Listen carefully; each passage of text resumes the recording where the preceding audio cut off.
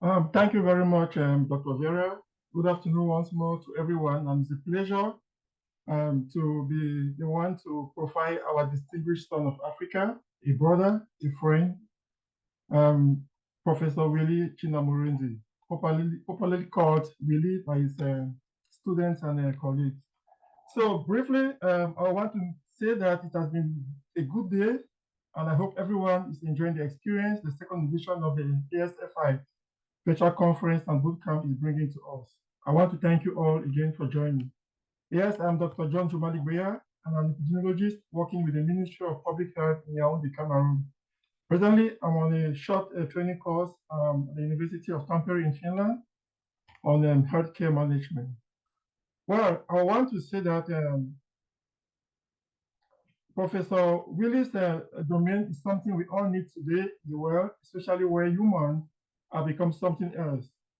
We are really privileged to have somebody like Professor Willie today, who is a distinguished professor in human and organizational psychology.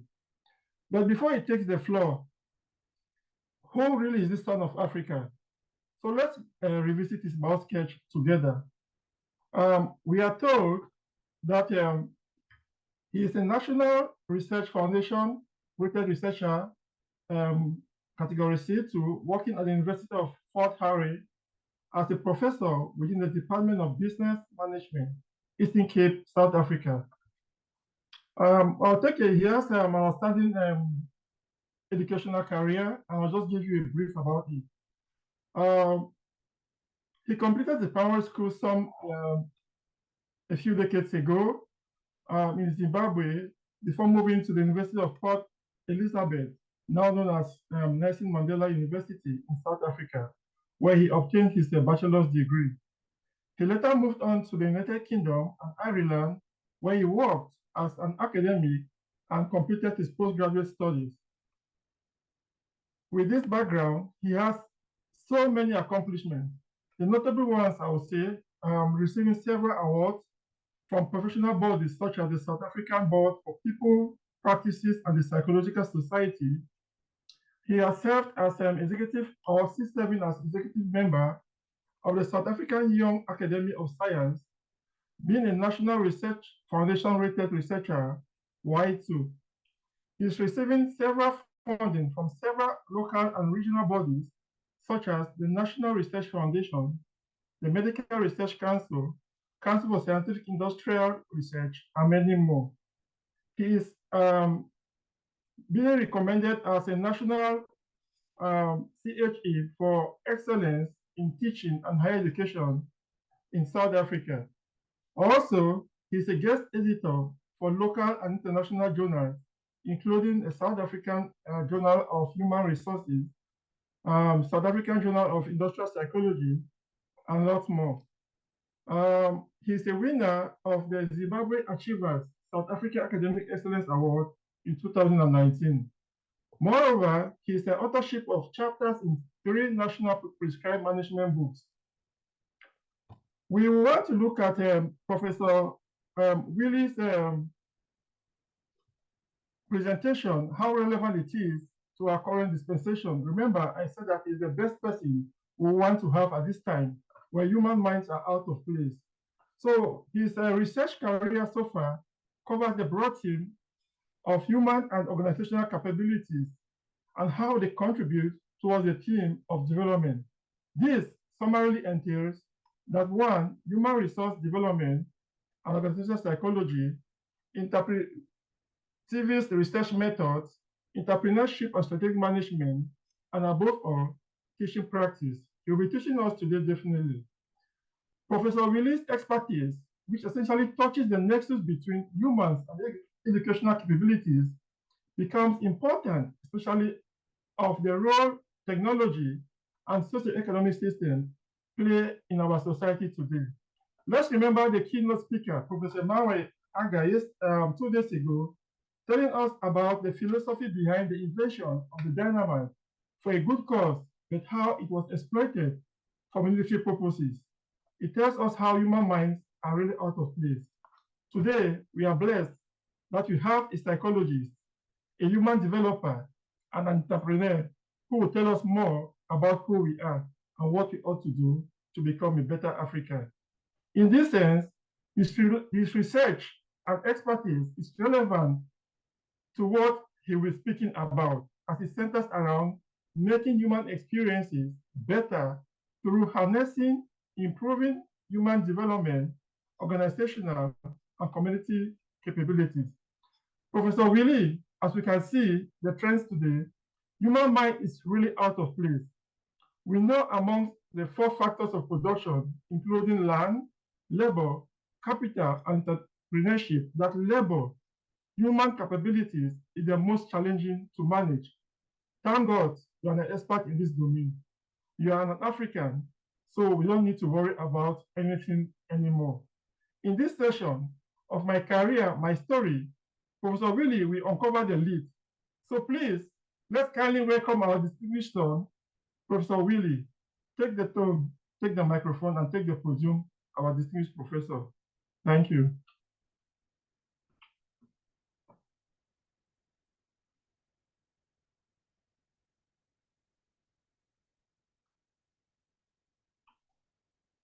Please, is Professor Willie there?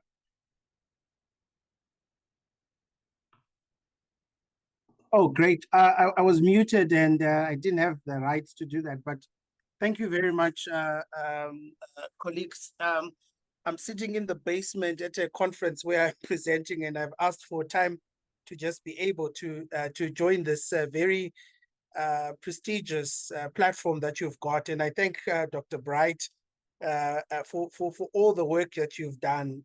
I got the invitation through a colleague of ours from Fort Hare, Dr. Dumisani Hompashe, and I jumped at the opportunity because I was moved by the fact that it is a platform that is promoting Africa. And I'm really passionate about Africa. I love the African continent as a place where one can work in. And I would like to share my story. I would like to share my story because I think it's a story that is mine, but it's a story that reminds me, even in times when I'm a little bit down, of the power that what our anchor was, Dr. John, was talking about, what we can draw strength from through what we have been through and where we are going. So to begin my story, I'll tell you, I work at the University of Fort Hare, which is located in the Eastern Cape province of South Africa. Now, a lot of people would not know the Eastern Cape province of South Africa, but I would mention this is the university that has produced a number of African leaders. Nelson Mandela, your Tambos went there, a number of business leaders as well that are occupying center stage on the African continent. And I have the affiliation with at the University of Fort Hare. Currently, I'm the youngest fully inaugurated professor at the University of Fort Hare. And I will mention issues such as age deliberately, because they will feature predominantly as how I've navigated through structural constraints such as age, even my race, even my nationality to be where I am, which I'll talk about a little bit later on. I'm also excited to also inform you that I have visiting professor status at the United Arab Emirates University. I spent a good 6 months during my sabbatical, somewhere I really loved to be part of that interface. And I work with a number of African universities as well. So some of this information has been mentioned, so I'll definitely skip it. In terms of the interests, I am more what they would call a work psychologist, but I've managed to also fuse aspects such as strategic management to how do we make humans and organizations become better. And I think this is quite fascinating, a question for me, particularly on the African continent, where, you know, my wish and dream is we could have models of African companies that are being replicated globally as part of global companies, rather than what we are seeing as a reverse, where we see a lot of European, Chinese enterprises coming and setting up shop in the African continent. And that's really going to speak to the heart of some of the issues that I would like to talk about, which is a mind shift change. And I think this is where capability development becomes quite crucial. I thought before I get into some tips from my career, I'll show you some of my career in pictures.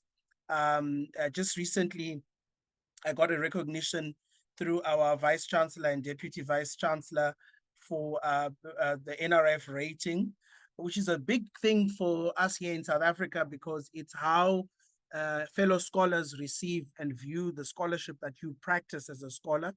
And I think this was quite remarkable because I moved from probably the lowest of the ratings to somewhere somewhat mid-career at such a young age. And I'm really, really proud of that achievement. And later on tonight, to show you that I'm passionate about Africa, we will be having a discussion with some young Africans around AI, ethics, and inclusivity. And it's a platform that I'm really looking forward to in actually promoting how we as Africans can be trailblazers on that platform. I recently spoke at an event in Zimbabwe about how Zimbabwe can tap into the role of AI, particularly looking at issues such as robotics, such as, just the AI wave really that we're talking about and how this can be purely fused African intervention and an experience. And then in terms of identity, as mentioned, I'm from Zimbabwe. I'm Zimbabwean. My wife is South African. So this is probably one of the difficult moments where you have to watch Zimbabwe play South Africa and the house is divided. And sadly, Zimbabwe lost that match. But at least it's part of the intercultural nature of how the nexus of interaction we as Africans have amongst each other. One of my favorite individuals, I don't know if anybody would know this gentleman here, is Professor Robert Hinson. He's from Ghana, amazing scholar. I've learned a lot from him as a young scholar. And I always jump at the opportunity when Prof. Hinson comes around in Johannesburg to meet up with him. And I'm just trying to also illustrate here the value that mentorship has in trying to shape the work that we do. I also am very active in writing. I think it's not just academic writing. I love writing for African news titles, newspapers. And I think one of the most widely cited papers is a column I wrote for the Cape Times, which was titled, "Now is the Time for Africa to Influence Global Matters." And the picture, obviously, that you would see there is the picture of Kwame Nkrumah. And we pay homage to illustrious leaders such as these. And I'll tell you also an interesting dimension here. When you write about things you're passionate about, you shouldn't always expect everybody to be excited about what you are excited about. I got a newspaper response of an old white gentleman, and race becomes an important proxy here in South Africa, who wrote criticizing why are we extolling Nkrumah? Most of these African countries are wasting themselves. And I think you welcome the diversity of opinion, but you also would realize also that not everybody sees Africa the same way we do. And other people have given up and others still have this great hope and excitement about what the continent is about. During COVID, I'll share with you another exciting little passion I developed. I actually learned how to make mocktails. So this is something I always try to do, especially at home, make some mocktails. And I think this was self-taught. And I think they always say the biggest room in the house is the room for improvement. This is just watching a couple of YouTube videos and you start doing some amazing work. And obviously we've got family as an important pillar to support the dream and the vision of the professor. And I'm really grateful for the support I've received from my family over the years, particularly in shaping my career and in me being where I am today. So I want to leave with you 7 tips for the journey. I'm going to switch off my video because, let's leave it on. I want to leave to you 7 tips from my journey, what I've learned. And I've put these tips there. And I hope really they will tell you a little bit about what I am and what I've learned and how also in view of the challenge Dr. John has given me, how Africa can become better. Particularly those who are in the academic circles, I think publishing for impact has become very important. And I think we need to also speak the language of not just the journals, but also the practitioner and the policy press. There are two concepts I've learned, and it's the concepts of reach and the concept of depth. And I think any African scholar who would like to have their work have that type of impact must be striving for those two things. Reach is asking yourself, who do I want to read my work? Depth for me is how far am I willing to go so that this audience can see this work?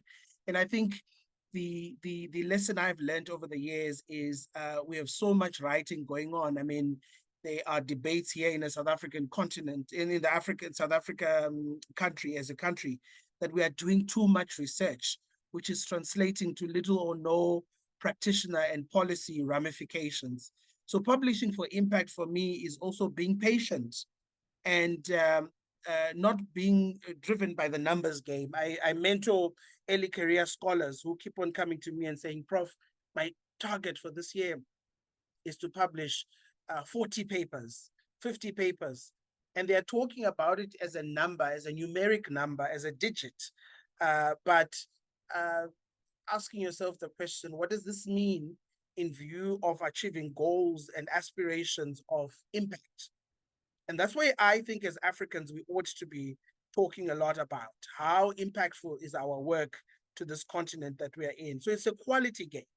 It's not a game of numbers. It's really a game of enhancing the quality of the work that we do. And impact also for me has entailed working with also those people who are like-minded. I probably have made a resolution, having stayed in the UK and in Ireland, that I'm not fascinated by going to a conference in the UK or Ireland or anywhere else out of the African continent. I'm finding my travels on the African continent to be very productive. I'll give you examples of working with colleagues in Uganda, current projects that we are doing, and how beautiful it is when you arrive in Entebbe and to drive from Entebbe to Kampala and witnessing the change that has happened in that stretch of road and seeing progress. I will tell you about arriving in Lagos, in places like Kenya, Ethiopia, and having to just connect with fellow Africans, and which is one thing I'm very passionate about. Finding fellow Africans who love to be driven by this mantra of impact, finding ways in which our work arrives to the African Union. You know, I'm probably that type of person who would probably CC or tag someone in the African Union to say, we've just done some work on decent work, and we really think that the African Union needs to be looking at this work so that our work arrives to the people that matter the most, not just work that ends up in journals and is not translating to actual practitioner and policy press ramifications. The second thing I've learned in my journey is about tuning into the right station. And again, I'll tell you about one of the things I love doing when I travel the African continent. I love listening to talk radio in the different countries. If you're here in South Africa, SAFM 702, if you are in Zimbabwe, Star FM, you name these different radio stations. I love tuning into the right station because it appeals to what I want. And I think the right station is when you surround yourself with the people in the right places that aim and fulfill this ideal of development. And I think the right station can be anything such as this platform that we are on. I've been looking at the work that is being done by Dr. Bright and the colleagues. It's amazing what such a platform has managed to achieve. And you were narrating on the first day of the conference how it started off. And I was amazed by that. And I think all of us need to be finding the right station. And the station could really be a conference that supports and builds your career, workshops that supports and builds your career. I'm part of the African Academy of Management. And one of the things I enjoy about being part of the African Academy of Management, I'm exposed to amazing scholars on the African continent and in the African diaspora, who are people that I'm currently working with and interacting with as part of my work. So the right station are people that support and build your career. Take up, if you can, responsibilities where you also can support and build someone else's career. I mean, this idea that the pull him down, pull her down syndrome should really stop. we should be finding ways and platforms of expression that allow us to be able to promote each other's work, promote each other's careers. Intentionality here becomes crucial, because if you are intentional about building someone else, others will also be intentional about building you. And that's what I've learned. It's a law of reciprocation. The energy you build in others comes back to you as a person. And so what I've done is I get approached all the time to be a mentor, to assist people, and also I get to approach people themselves, other people, to be able to uh, ask them to be able to assist and mentor me, so that I surround myself to the right station to help my development. Number two, I think it is important, and we would call this mentorship, to create a pipeline. And I think we can call it a pipeline because of its term in referring to the students we work with. But these are people that I'm noticing, my honors, masters, postdoctoral fellows. They are people who I am now working with as colleagues now, people who I would have started working with as honors students 10 years ago, master's students. So the pipeline becomes important. The pipeline is really people who you work with. Respect those people. And I think here in South Africa, we have a phenomenon where we are struggling, where postdoctoral fellows are the most abused people. I mean, a mentor can meet a fellow in the hallway, and instead of asking how you are, how's the family, all they want to know, where are my publications? You should be sitting at your desk producing publications. So make sure that all the work that we do is a measure of respect and decorum to the other person. Remember, the pipeline potentially assists our development. So if you create a pipeline of different people you work with in different African continents, it's as good as that parable that is told of the farmer who spreads their seed across the field, because you're widening your reach. And it must be, and I do repeat, I'm not arguing for relationships of exploitation. It must be mutually beneficial to the other party as well. Number four, I think as Africans, we should be applying for research funding, big research grants, and we need to make sense of the sense. I think we need to consider widening our pots. I've got a grant application I'm finalizing for the Spencer Foundation, which is an international funder, closing next week. And part of that, it's a collaborative project I hope to do in South Africa, Zimbabwe. And yeah, it gives us more platform to be able to do that. Now, in South Africa, we may have a little bit of a privilege, is that we are well funded, but already we are also starting to see austerity measures creeping in. So I like working with African scholars, seeking for funding, mobility grants. We just hosted colleagues from Uganda a few weeks ago, and Rwanda actually a few weeks ago, visiting our institutions. And it helps actually through getting this funding. So let's channel the funding to support our research interests. And as a person who's been actively involved in training grant funding applications, I think the best advice I can give people is start. Just start from somewhere. You probably will get a lot of rejections, but your day will come when it's your turn to actually get the funding that must support your big dream. And this is something I've learned over the years. And sometimes people think it comes naturally to be able to successfully apply for funding, but it comes with a lot of rejections. But all of this needs planning and intentionality. It's also okay to say no to some calls. So I'll give you an example. I'm here in Pretoria, invited by the Medical Research Council and the National Research Foundation to be part of a group of scholars who are applying for the Human Sciences Frontiers program. And after being here for a few days, I really think the call is out of the scope of the work that I'm doing. And I was honest enough to tell these people to say, I don't want to invest any more time. I think this call is not for me. There may have been a mismatch in getting me here, but I'm trying to look for the positive that will help me in building where I am. So you don't have to apply for each call. If you have to actually apply and plan a year ahead, if you can, at which call you're going to apply for. I think an important part is always to remember your discipline. And I've remembered this particularly because each discipline has some rules to it. each discipline as a community, know who are members of that community. I mean, when I started off, I probably was not considered a member of the community because at least nobody knew who I was.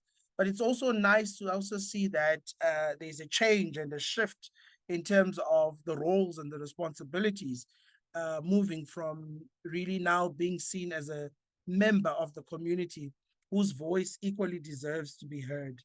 The discipline has expectations, nuances. Please study these and know what these are. Conventions that are expected in the discipline, respect those conventions, adhere to them.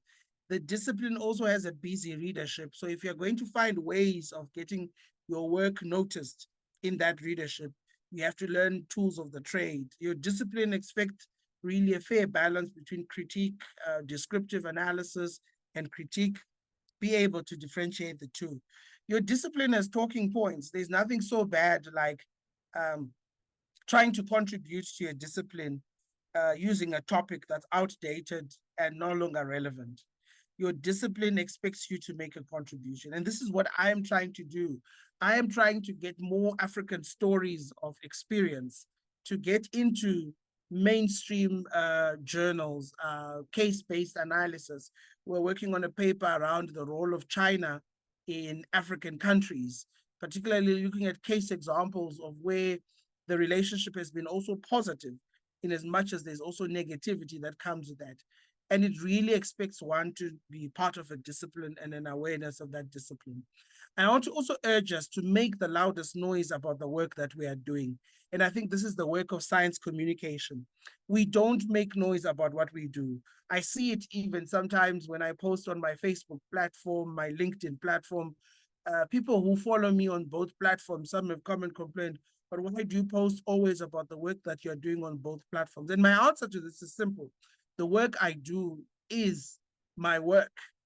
And I love making noise about it. And it's gotten me quite a number of opportunities, media engagement platforms. So science communication is mandatory.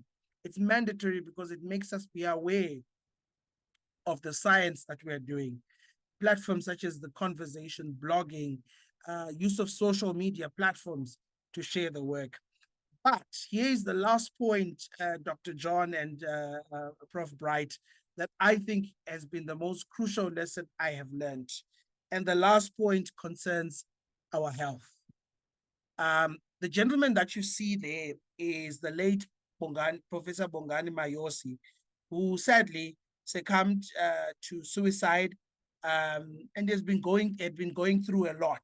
He was an NRF-rated A scientist, but sadly, is no longer with us. I think we are more than just the papers we write. We also need to acknowledge our humanity and especially our health. And this has come through in a very scary pattern for me because recently I was diagnosed as having high blood pressure. And having high blood pressure now means I watch what I eat. I don't have to eat junk. I have to exercise more. I'm careful. I know when to switch off the laptop and, moderating hours of work. And that's what's important. We need to take care of our health. It will be futile that we are talking about Africa, the Africa that we want to build. And yet Africans are wasting away mentally and physically. So take time out, visit the gym. Ideas potentially come from taking time out, in moments of mindfulness. I have a colleague of mine, Dr. Marie Ford, who looks at mindfulness and compassion. And part of her research is actually showing the more we give to the bank of our body through the physical and the mental, we are actually giving back to the work that we do and its impact and how far we can reach. So please, please, please, Africa, take care of your mental well-being, take care of your physical health. And I know it's sometimes easy to sit behind a computer hours on end in the name of, I really want to break into this journal. But I think really our health is really a currency that we have to building this better Africa that we want. So there are the points that I've learned, that I've used in my journey. And I think Dr. John these are also points I would urge is if we are going to build capabilities for the future to have an Africa that works, these are points that I would urge, especially African intelligentsia, people that are gathered on this call can use to be able to advance their career. Thank you very much for this platform and really appreciate this opportunity. Thank you. Wow. Let's give a hand of applause to our distinguished son of Africa, Professor Willie. It's quite inspiring. What a journey. And the conclusion blows off my mind, mindfulness. And it tells a lot where the way is today because humans have lost their mind. Humans have not taken time out to recharge. Africa, we have learned from our own very own, our brother and our son. A few points I will draw from your interesting and inspiring presentation. One, tune into the right station. The energy you build in others comes back to you. In my community, they say the good you do to others, you're going to reap in due time. The second point is not everyone sees Africa as we do. So let's remember the biggest room in the house is a room of improvement. Thank you so much, Professor Willie. I'll hand over the microphone back to our chair, Dr. Vera, if she can pick it up from there. Thank you so much.